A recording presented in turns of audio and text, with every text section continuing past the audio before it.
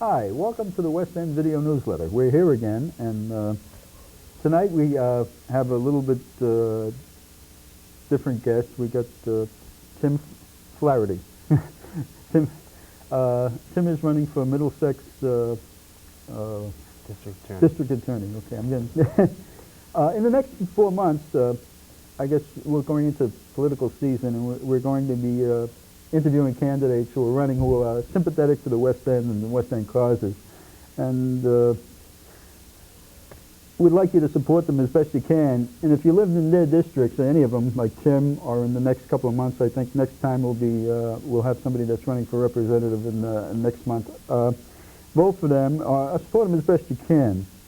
In the past, we've had people on the show, as you know, like Senator Birmingham, Bobby Traveliti, Sal DeMazy, and we also had Shannon O'Brien. These are all people that have espoused views that are similar to what West End is, you know, and of the tragedy that happened in the West End when they tore the buildings down. And we have about, in the Boston area, about 3,200 families. So there's quite a few people, and generally they support people who will support them. They've always been a close-knit neighborhood. In the spirit of Martin LeMasney, if you support them, they'll support you. And I think that's Tim is one of those people we should support. I appreciate that, Jim, and thanks for having me on the show. Those people you mentioned are all friends of mine. I just want to say one thing is today was we ran the old show. We started the show 12 years ago, and we ran the lead-in of the old show. It's white with newspaper print on the front. So when anybody gets confused and they think we've gone back 12 years, we're still here. It's just that we did that to throw a little variety into the show. Okay, Tim, sorry, I didn't mean to interrupt you. Not at all, not at all.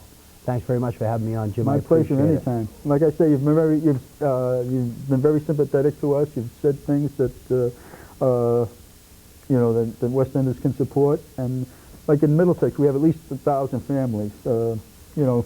Do you have anything you want to say to them? Or? Well, the West Enders stick together like family. That's Family's right. important to me, right. And I appreciate the cause of the West Enders. I think it's terrible that the way they were displaced by a hungry developer.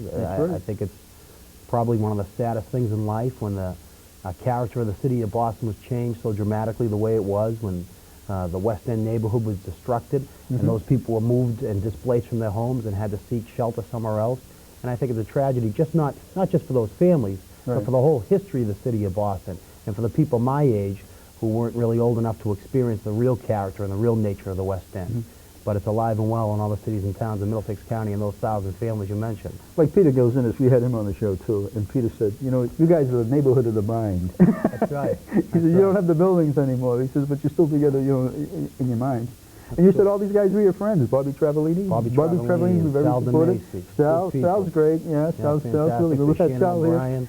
Shannon O'Brien was here about 3 months ago. She's great candidate. Yeah, great candidate. And she looks like she's doing quite well. She was in with Sonny LaPresti, and Sonny, I grew up with Sonny on the same corner. And Sonny, he's older than you are, though, right? About a year. Yeah, he looks older. Well, you know, we good-looking, handsome guy, you know. As a district attorney, what do you think you could do to make people's lives better in Middlesex County? What people need to understand about the DA's race, Jimmy, in my mind, is that the power invested in a district attorney really is the greatest power that we have in the United States of America. We deal with the loss of liberty, taking a person's liberty away. True. And any person who seeks the office of district attorney must be a person who has judgment, integrity, and leadership. Judgment born by experience, integrity to stand up for your own convictions, not be swayed by political pressure or media fervor, and the leadership really to take a stand and move the DA's office into the next millennium.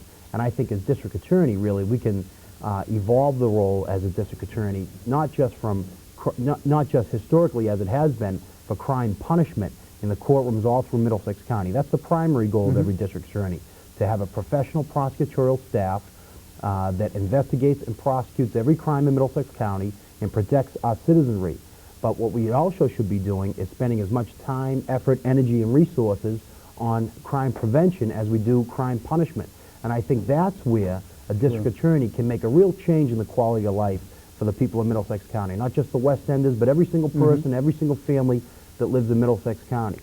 Last year I coached Little League Baseball in Cambridge, and there's a young kid who was on the team. His name's Eddie. This kid's a 9-year-old kid. He's what we call an at-risk youth now. He fits all the demographics. He's a kid who lives in the projects, comes from a single-parent home. There's drug abuse in the family. There's poverty. He's a public school kid. But I have to tell you, this kid is the nicest kid you'd ever meet in your life. If he smiled right now, your face would light up and you'd smile as soon as you saw him. He's the brightest kid, the sharpest kid, quick wit. And I came to a practice one day. I was late. I was dressed like I am today in a suit. And he asked me, "What do you do?" He asked me, "Want to know what I did for a 9-year-old today?" He asked me what I do for a living. And I told him I was a prosecutor. And he said, "What's that?" I said, "I'm a lawyer who stands up for people when bad things happen." And he said to me, "That's what I want to do." So I knew right then I was doing what I should be doing with my life, and I knew right then I was right when I decided to run for district attorney, because I'm running for kids like Eddie and for families like Eddie who need somebody to give them an opportunity in life to do the things that they want to do. And I think as DA, we can work to change the quality of life of people in Middlesex County, all through the county. Kids in Somerville, kids in Cambridge, kids in Lowell, and I'll work to do that. I'll work to do that. I thought when you said Little League, I thought you meant the curly kid that was... Terrible tragedy. Awful tragedy. And it seems like, you know, that it was set up by, you know, some of the things you're talking about. Terrible tragedy. Terrible. Are we ready for... we have a tape, okay, that's of the Peabody House Theater Group, and we'll be running that. Peabody House has restarted, I guess, their theater group, and it's in a whole new incarnation, and we have a little promo here, so we're going to run it. Roll tape.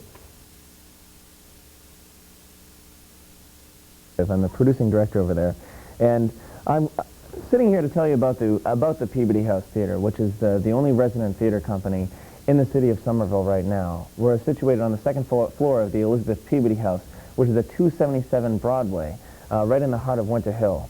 And we aim to do important, lively theater here in Somerville and provide it for the people of this town, so that there's a place where people can go to experience this wonderful theater. Now, we've been there since September of 1997, and we've produced 6 shows this year and plan in our second season to produce 5. And we have been there for 1 year, but it's been a theater for quite a long time. It began as a theater in that Peabody House in 1982, but even before that, the original Elizabeth Peabody House in the West End of Boston opened its doors in 1896. The West End has been torn down, where it says if you lived here, you'd be home now.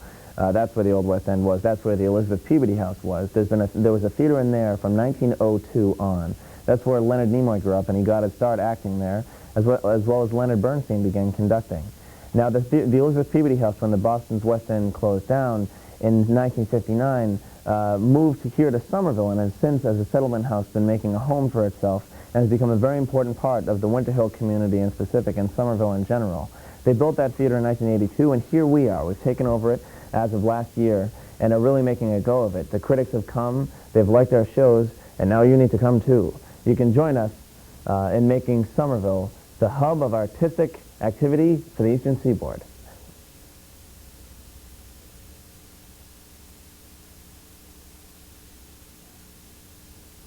Hi, welcome back. That was an interesting piece of tape, and what I'd like to say is that a young group has taken over the Peabody House Theater, and the Peabody House Theater, I don't know if many people realize this, but the Peabody House Theater goes all the way back to around 1900. We used to have a full-size theater in the West End, and there was plenty of Leonard Nimoy got his start there, Ruth Roman. I don't think anybody knows who Ruth Roman is anymore. She was an old 40s screen siren. And who else? Jerry Colonna, he used to be with Bob Hope. All these people got their start on the stage, and it was a beautiful stage. Matter of fact, I myself was on that stage. I played a drunken sailor, and I say this more often than not. I played a drunken sailor in a role I reprised in real life later on. But it was interesting, and you learned a lot. You learned a lot of what was going on in acting and everything. I did a lot of backstage stuff. So it's interesting. If you're from the West End and you're in Somerville, stop by and see the theater. It might bring back a little memories. It won't look like the West End Theater. We had a full-size theater, small but full-size theater. But it should be interesting. You come in, you know, and see they have some interesting plays and studies over there. And now back to Mike Flaherty. Mike. Tim Flaherty. Tim Flaherty. I think they got the wrong guy. Tim, sorry about that, Those are the Tim. South Boston Flaherty. Good people. They're good too. Good people. I didn't, you know, no need to say anything was wrong. It just, I don't know why, where'd that come from, actually. But welcome back. And what makes you feel you're qualified to be a DA? For the past 8 years, I've worked as an assistant district attorney in Norfolk County. I was appointed after graduating from Boston College Law School. I went to BC High, Boston College, and Boston College Law School. I was appointed by Bill Delahunt, who's now the congressman from the 10th District. Great human being. He appointed me as a member of his staff in 1990, and I've worked since then as a prosecutor in the district courts, in the superior courts, and in the appellate courts in Massachusetts. I've prosecuted every single type of case that there is in Massachusetts, every type of crime that's been codified by statute. I've been involved in the prosecution. I've served as the chief narcotics prosecutor for Norfolk County, which meant that I prosecuted major narcotics traffickers, people who dealt in cocaine, heroin, marijuana. I directed long-term grand jury investigations into syndicates involving narcotics, electronic surveillance, wiretap investigations. We took down gaming operations, prostitution operations, narcotics operations. I also served as the lead prosecutor in a newly developed career criminal prosecution unit, which targeted people who were the recidivists in society. Studies show that a small percentage of criminal society commits 90% of the crime. So really the whole basis of this program, and it's a program I'd like to bring to Middlesex County, is that we targeted those people with long criminal records. If they committed an offense, we'd fast-track them, indict them, get to the superior court, and prosecute them swiftly, and attempt to get the heaviest sentences we could. And I served as the lead prosecutor in that capacity. And I was also a member of the murder response team, which meant that I was one of the select few prosecutors in Norfolk County who was invested with the responsibility of responding to a murder scene and taking over the investigation, which meant that at 3 o'clock in the morning I'd get a call from the first assistant DA directing me to some crime scene anywhere in the county. I would show up and meet with a veteran homicide detective. He'd tell me what was at the scene, and then I'd be responsible for coordinating the investigation, the collection of evidence, the search warrants, and prosecuting the case really all the way from the inception of it through jury verdict. And I've tried well over 100 cases. I've tried a broad range of major felonies. It's really my life's work, and I can say with complete confidence that there's nobody with more experience than I have as a professional prosecutor in this race. So I think I'm well qualified and well suited to be the next DA. Sounds like the only one you haven't prosecuted is me. Well, that's because you haven't committed a crime yet, Jim. I'll remember that. I also know that you worked with some people that had West End connections down in the office. The Privatera. Yeah, that's right. Bill Privatera. He's a prosecutor now in Norfolk County. His dad, Frank Privatera, enjoys a reputation among all lawyers in Massachusetts. One of the leading members of the bar. Phil's a great kid, great prosecutor, real up-and-comer. The whole family. Is a lawyer, too. That's right, yeah. And they're BC Law people as well, as my brother is from BC Law. Right. Oh, sure. The Privatera family and the Flaherty family. It's not the only thing. It's not the only thing that we have in common is that our good looks. We're both BC Law graduates, so they're good people. Now, there are certain things that are coming up that are sort of new to prosecution and everything. How about cyberspace crime in that field? Right. Well, that's something that everyone's concerned about. All professional prosecutors are concerned about, and something that investigators are seeking to move into. And actually, the Attorney General's office has a team of investigators, and one person is designated to search through the internet and see if there's any people on there soliciting sex from minors or trying to distribute child pornography or any type of pornography. And it's really, it's an area right now that hasn't been regulated. It hasn't really been developed, and I think it's really a place where prosecutors have to take a good, hard, long look at it. We don't need to, or we shouldn't seek to infringe upon people's First Amendment rights to communicate and to associate with people of their choice. But then again, we have to protect people like minors who are on their school kids who are on the internet all the time. They email their friends back and forth. And if we have some person with some criminal intent who's on the internet who's trying to solicit some young person or communicate with some young person, well, that's something that the investigators look for and they target, and then we'll set up stings we go and we prosecute those people. And it's really, it's a new area of crime, and it's something that I'm concerned about. It's something I'll look at as district attorney in Middlesex I assume County. even the fraud aspect, because a lot of people are buying over the internet nowadays. That's right. There's a white-collar crime aspect of it, and there's people in the regulation. Yeah. There's an awful lot of things that we have to look at with computer crime and computer fraud right now. Yeah, it sounds like you're up quite on that too. Let me ask you, what do you think is the biggest threat to citizens of Middlesex County? Well, in the area of street crime, I would say, I think that really it's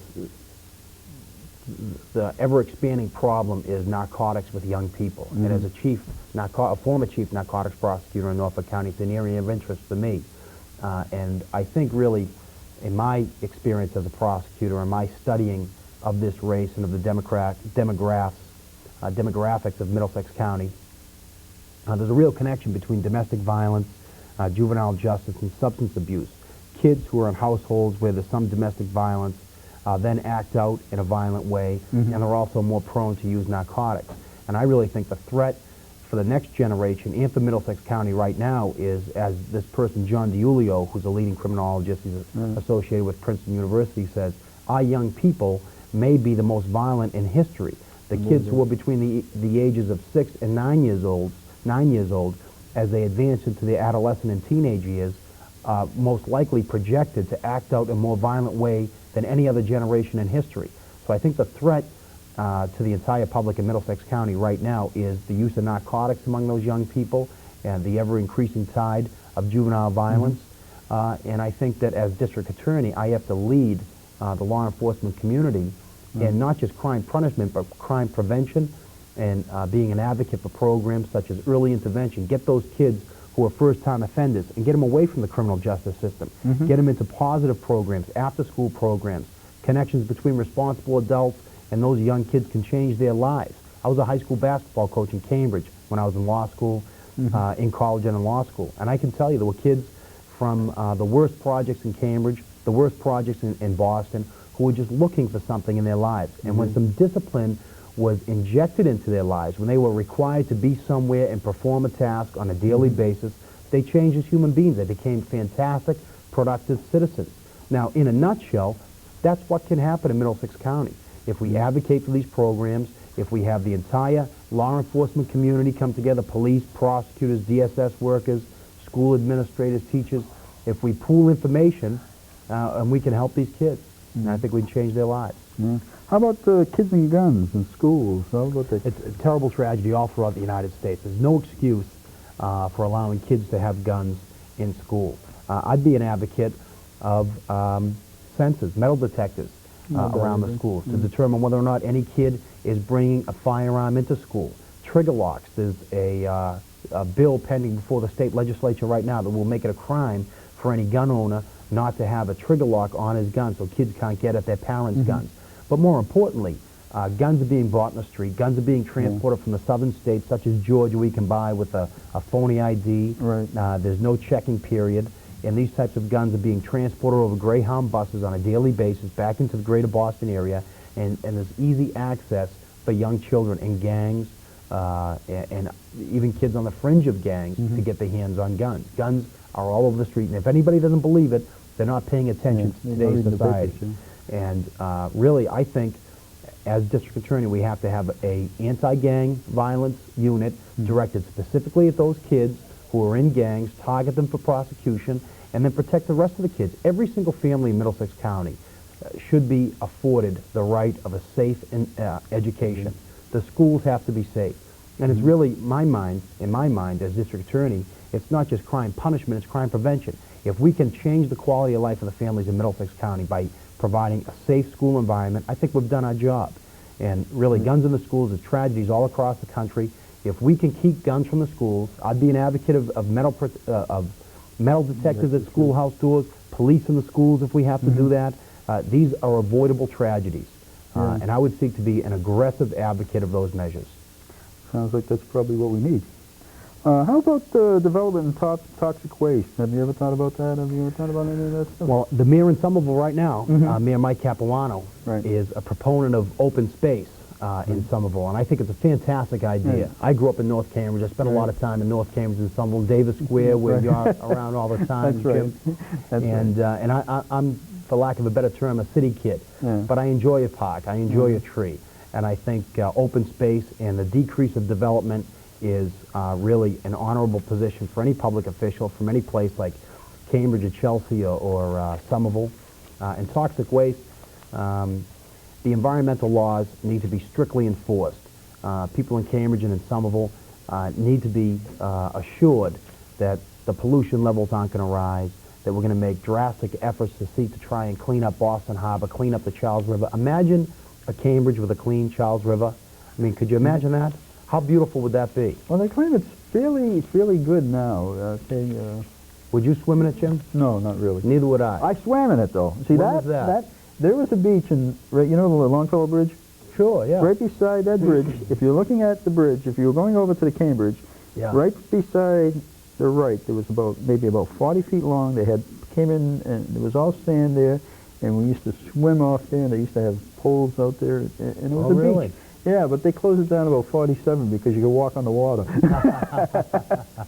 It all changed. But you know, up until about 47 or 48, the river was swimmable. But then it changed, and you could see all the green stuff started coming up. After a while, we used to go fishing. I don't know if you see when they spawn, the herring spawn in there, the eelwhites. We used to go down there. We'd catch them, but nobody would eat them. Right. No, I don't blame We'd throw them away and let them rot, you know. It would change the whole nature of the city if the river was clean. Oh, it would, definitely. And I hope maybe my kids someday can swim in the Charles River. I hope everybody can get back and swim. It was an interesting place. I mean, there's a lot of things going on now. I was at a couple of those meetings for the Central Artery, for the crossing area. Matter of fact, yesterday I went to one, and it was on arts, but they were showing different things that were going to happen over there, and how they were planning it out. You know, they took Olmsted's basic plan way back, and what they were trying to fit in now into a new plan for it. And it really looks beautiful. It's going to be a really down on the Boston side and the North Point side, which is in Cambridge. They're going to make it, and Charlestown, they're going to make it a whole pedestrian-friendly interchange. You know, you can walk over these pedestrian bridges and come back and everything. It should be do they call that the Emerald Necklace of Boston? Is that part of Olmsted's plan? I don't think, I think Olmsted, and I may not be entirely correct on this, I think Olmsted made the basic plan for down around the Charles Bank area. But I don't believe that it was the actual landscaping and everything. Right. What was Olmsted's plan. Olmsted, I believe, started at the Commons and the Public Gardens and then went out that way. I think he did make an original plan around 1870, and then somebody else made another plan on top of that later. So that's what I think is happening. I always like to say it was, well, you know, it was a beautiful park up until about 1950 when they put the artery in there. Charles Street used to be right by where Charles River Park is. Right. Used to be 3 lanes on each side with a big wide median going down the grassy median going down the end, and the park was all these hills and rolls and shrubs and everything. It was totally different. Come 54, they just wiped it out. Cars took over, and they just ran the Storrow Drive right over all the old hills and everything. They extended the water out, the shore out into the water of the Charles, and they made where the baseball park is now and everything. But basically, it was a beautiful park. It was a walking park. You could go down. I used to go down there with a girl and sit there on the bench, you know, all that. She became your wife, didn't she? No, that was older. Sorry to bring that up, Jim. So that was a little later, but you know, it was interesting. Those were just short walks. That's right. Let me ask you, how's your campaign going? I digress from it. It's been tremendous. I've been very fortunate. We're all through Middlesex County. We're very well organized in Cambridge and Somerville and Arlington, all the 8 congressional districts, cities and towns that will come out and vote on September 15th. We've been fortunate. We've been very fortunate up in the northern part of the district, in Lowell and the surrounding towns. We have a great group of young people who have never been involved in politics before. Right. Like myself, never been involved in politics before. Energy. Fantastic energy. And they're creative, and they're doing very well, and they're getting more and more people involved every day. Out in the Metro West area and the Framingham, Natick areas, we're very well organized there. Our headquarters is in Newton, and Newton is the #1 voting municipality in all of Middlesex County, according to what's called the public documents. I didn't realize Newton was Middlesex. Newton's part of Middlesex County. Okay. There's 54 cities and towns. 1.4 million people live in Middlesex County. I have a lot of West Enders there. A lot of West Enders live there. Our people. There's 675,000 registered voters. Right. Probably about 300,000 will choose to vote in the Middlesex DA's race. And we're after every single one of them. And we're going to do it with shoe leather. We're going to do it with media. We're going to do it on this show and any other show we can get on. We're going to bring on message. Anybody that, you know, especially you're not only interesting, you're sympathetic. So that's two out of three anyway. 2 out of 2, whatever. What do you think you have to do to win? I think you have to have a grassroots organization in all the cities and towns. They're going to vote in Middlesex County. You're going to have a strong grassroots organization in the top vote turnouts. There's about 12 municipalities where about 80% of the vote comes out of. You're going to have to raise enough money in order to get your message out on media, to get into people's homes. Yeah. You're also going to have to do direct mailings.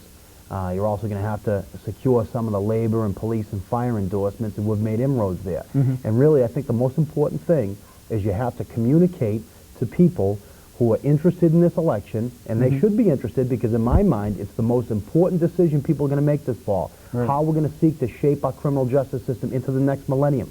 What decisions we're going to make about crime prevention and control. And really, we have to be ready to communicate to those people when they focus in and pay attention to the DA's race. It's a busy political season. There's other races on the horizon, but I can't emphasize enough that this is probably the most important decision the people in Middlesex County will make.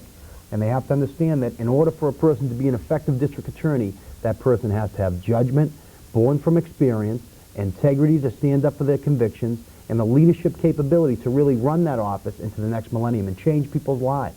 And I think when they look at that, they'll see, if I'm lucky enough to have the assets and the resources to communicate with those 1.4 million people, they'll see and be as confident as I am that I'm the right person to be the next DA in Middlesex County. Well, you'll have my vote anyway. Well, I appreciate that, Jim. And my family. So. Well, I appreciate that. I don't know if that'll get you elected, but It's a good start. We can at least give you that. Your family plus my family's a great start. Well, throw in a few more West Enders, and I'm Well, sure there are some West Enders listening that will certainly vote for you.